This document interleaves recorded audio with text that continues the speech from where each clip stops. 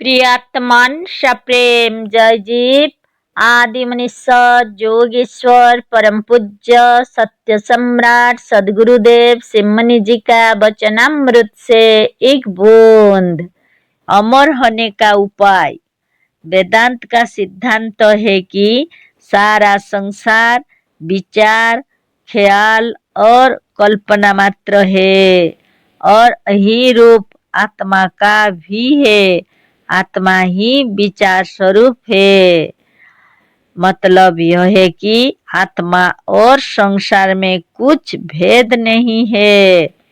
आत्मा चेतन है, सारा संसार उसी की कल्पना है। उसके विरुद्ध तो भ्रम से विदित होता है। जितना हम लोग विचारते जाते हैं यह बात प्रत्यक्ष होती जाती है कि सर्व खलुदं ब्रह्म। यह सिद्धांत सर्वथा सत्य है। सारा संसार ब्रह्म है। इसका अर्थ यह है कि सारा संसार आत्मा है वा आत्मा की कल्पना है। चेतन विचार मात्र है। अतः संसार की सारी बातें विचार मात्र है। जब सारा संसार विचार मात्र है तो जिसका यह विश्वास है, यह विचार है कि यह शरीर नहीं छूटेगा, यह शरीर नहीं मरेगा, वह कैसे मर सकता है? बिना हमारे विचार के, बिना हमारे इच्छा के हमारा शरीर नहीं छूट सकता। हमारा अमर होना या मरना हमारे अधिकार में है। यदि तुम्हारा दृढ़ विश्वास है कि हम नहीं मरेंगे तो तुम नहीं मर सकते। तुलसीदास जी ने भी कहा है, भवानी शंकरो वंदे श्रद्धा विश्वास रूपिणो। शंकर अर्थात परमात्मा विश्वास रूप है। विश्वास और परमात्मा दोनों दो नहीं, एक ही है। ईश्वर विश्वास स्वरूप ही है। सारी बातों का तात्पर्य यह है कि विश्वास ही ईश्वर है और ईश्वर विश्वास। ईश्वर अमर है। ईश्वर की इच्छा को कोई रोक नहीं सकता। बस यह बात सिद्ध है कि जिसका विश्वास है कि हम नहीं मरेंगे उसे कभी मौत नहीं मार सकती। सबको मरते देख और सुनकर तुम्हें यह विश्वास हो गया है कि मनुष्यों को मरना आवश्यक है। यही विश्वास काल है। इसका नाम मृत्यु है। यही मनुष्यों को मारती है। पर मृत्यु ब्रह्म से प्रबल नहीं है। मृत्यु कोई वस्तु नहीं। मृत्यु जिसके निकट आती है वह भी कमजोर हो जाता है, बेकाम हो जाता है। फिर साक्षात मृत्यु में क्या है? वो तो और भी कमजोर है। क्या मृतक में कुछ शक्ति हो सकती है? कभी नहीं। मृत्यु स्वयं मृतक है, उसमें कुछ नहीं है। जहाँ सब प्रकार की शक्तियों का अभाव है उसी का नाम मृत्यु है।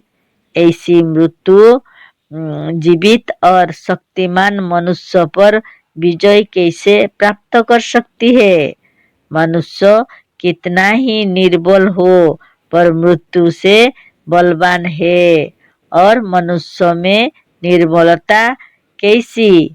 मनुष्य तो आत्मा है और आत्मा ब्रह्म है। ब्रह्म सर्वशक्तिमान है।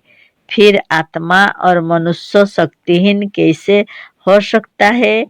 मनुष्य मरता है तो अपने विश्वास से, अपनी इच्छा से, नहीं तो मौत क्या वस्तु है कि उसे मार सके?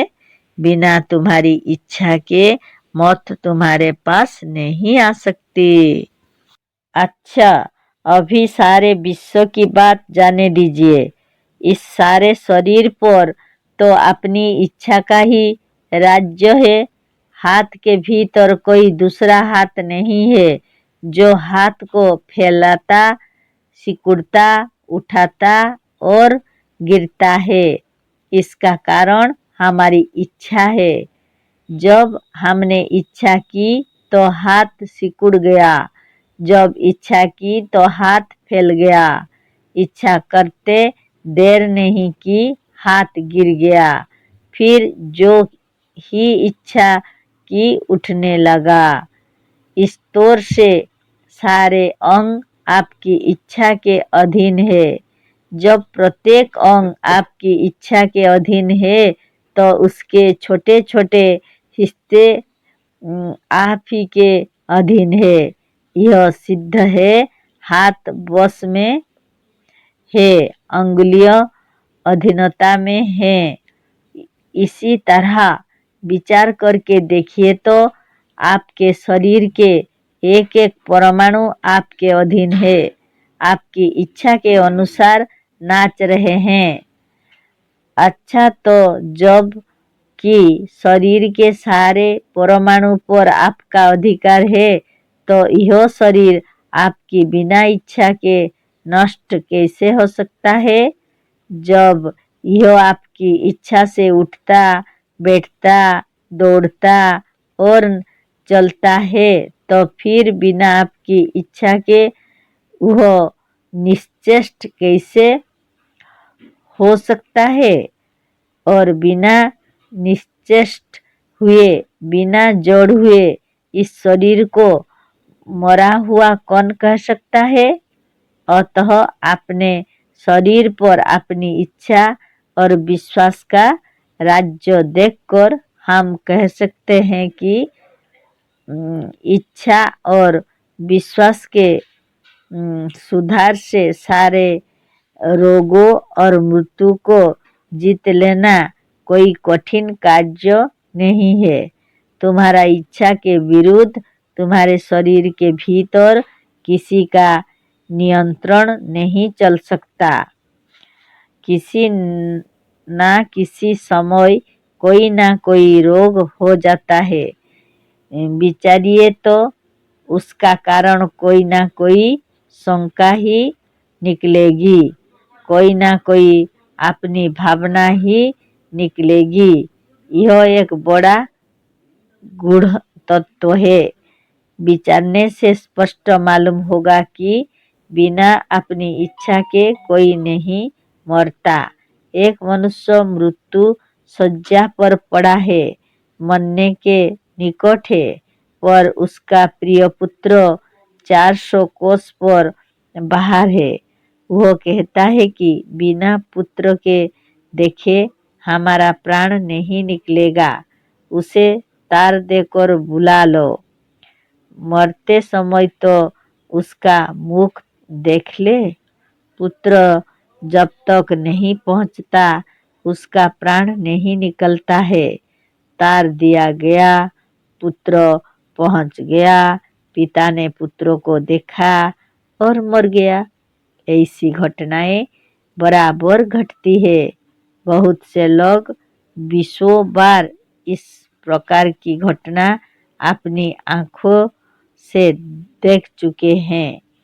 इससे क्या मालूम होता है? इससे मालूम होता है कि जब तक उसकी इच्छा नहीं थी तब तक नहीं मरा। बिना पुत्र के देखे वह मरना नहीं चाहता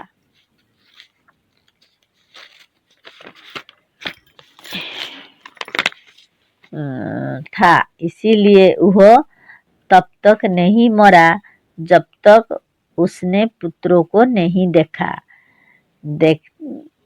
देखने पर मर गया, क्योंकि पुत्र दर्शन के बाद उसके भीतर जीने की कोई प्रबल इच्छा नहीं रही। जीने की कोई प्रबल इच्छा ना रहने से थोड़ी सी तकलीफ के बाद मनुष्य मरने की इच्छा कर लेता है। खूब विचार करने से मालूम हो जाएगा कि कोई बिना अपनी इच्छा के नहीं मरता। चेतन में बड़ा जोर है। मौत इसका कुछ नहीं कर सकती। कभी चेतन मनुष्य मरते नहीं देखा गया।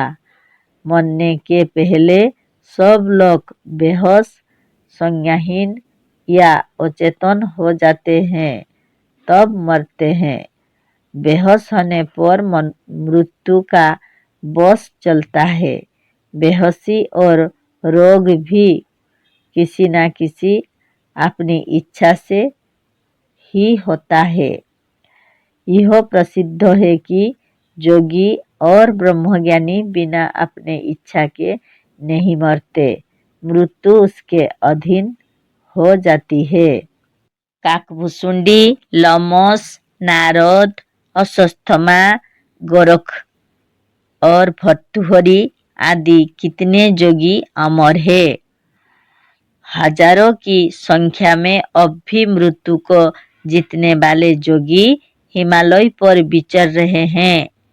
यदि इन लोगों ने मृत्यु को जीता है तो इसका कोई नियम अवश्य होगा, इसकी कोई एक नीति अवश्य होगी। लोग कहते हैं यह नीति, यह नियम गुप्त है। गुप्त इसीलिए है कि वह तुम्हारे समझ में नहीं आती, नहीं तो संसार के सारे नियम प्रत्यक्ष हैं।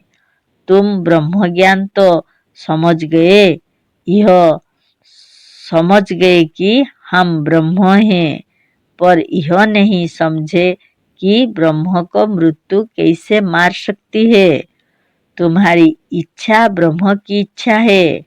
संसार में कोई ऐसी शक्ति नहीं जो ब्रह्म की इच्छा को टाल सके, क्योंकि सारा संसार उसकी इच्छा का ही दूसरा रूप है।